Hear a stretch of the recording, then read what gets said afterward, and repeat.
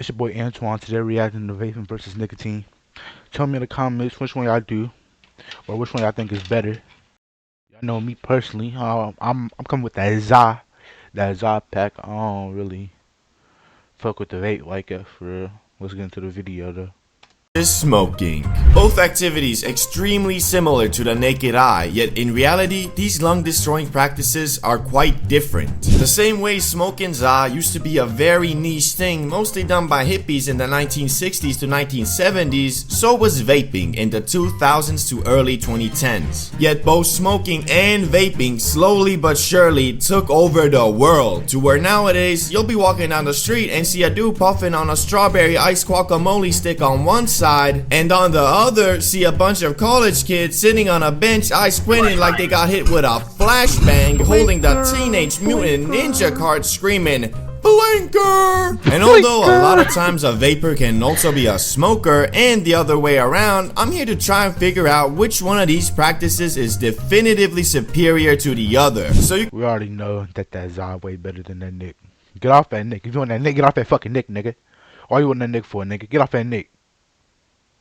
What's wrong with you? Can once and for all say to the opposing faction, at least I don't vape, or at least I don't smoke. So let's get started with the first category, and that is the effect. This is probably the most important category because if you're going to damage your lungs and throat by inhaling a foreign substance, it better be at least a fun time. Which I think we can all agree this is where smoking and vaping are completely different. With vaping, the high you get, if you can even call it that, is a buzz in your body, lightheadedness, bit of an increase to your social battery, and of course a small dopamine boost. But here's the kicker, you only feel this effect like the first couple times you do it, and later mostly only in the morning on your first puffs. So the action of vaping just kind of becomes a mindless habit where you're doing it not for the effect but just because your body is telling you, hey, it's been like 30 minutes, you should really go and rip that 99 Nick strawberry mango punch. Whereas the high you get from the grass is actually what you're inhaling it for, and although the effects vary from person to person, they usually consist of better mood, increased appetite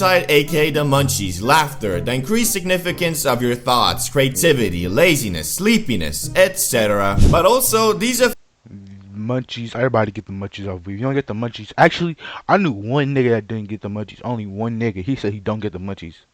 That's it. Effects are felt for much longer, of about 2 to 4 hours, compared to vaping, which is literally like 10 seconds. So if you look at it straight up, then smoking absolutely takes this category with ease. But then again, for people who are prone to getting paranoid and need everything planned out, the high from the za isn't guaranteed to be enjoyable, cause I mean, you can just green the fuck out. Whereas with vaping, you can't really get a bad trip, cause I mean, there is no trip. You're just sitting puffing on your mango stick doing whatever you're doing. But all in all, I'ma still go with the za on this one. So 1-0 smoking. Now let's look at the cost. Whether you want to inhale Chinese sweatshop chemicals that taste like strawberries or the devil's lettuce, it's gonna cost you. But the question is, which one is more expensive at every level of consumption? Well, let's look at it. Level 1 for vapors would be you just buy a dispo every week or so, which comes out to about $20 to $40 a month. And level 1 for smokers, I'd say it's about the same if you just blaze up on the weekends.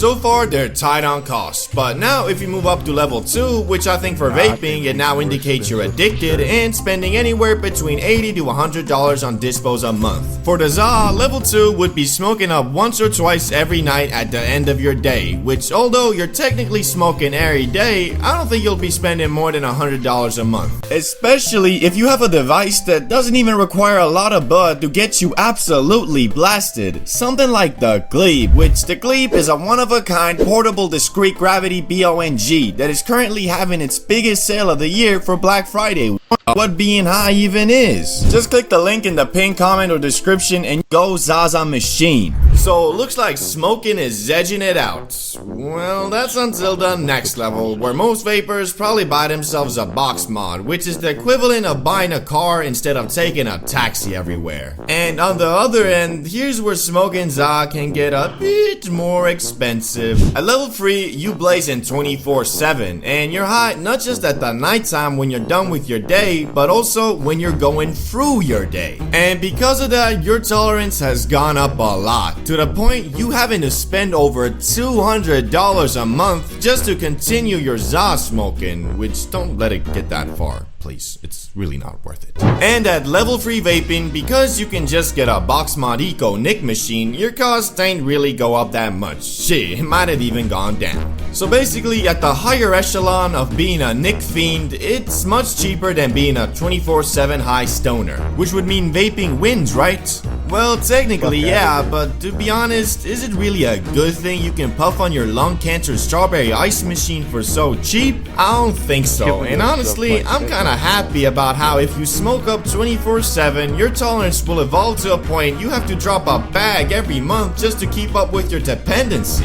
That being said, I'ma have to leave it at a tie here. 2-1 smoking grass. Now it's time for addictiveness. I think this one's a no-brainer. Nicotine is obviously more addictive, right? Well, yeah, but there are some more aspects to this comparison, like the fact even if you're completely addicted to nic, you can go about your everyday life just the same, cause it doesn't make you slower mentally, nor lazy, nor paranoid. It's just slowly but surely giving you lung cancer. But with za, if you really start abusing that shit, it'll affect your everyday life, cause it can lower motivation, make you less driven, slower mentally, and hazy. But all of that is only if you let yourself get that far, which is much harder than with nic. Cause the za is just less addictive than the mango stick, meaning with vaping it can literally take just one puff to get you hooked, but with the za it's more like an experience. So although you might have a great time your first high, you won't be in the school bathrooms the next day like, "Yo, you think you can give me a couple puffs off that? Haven't did anything in hours. Really? Give me that!" Okay, it's not that bad, but be wary. Nicotine fiends, they'll do anything for a puff off that elf bar.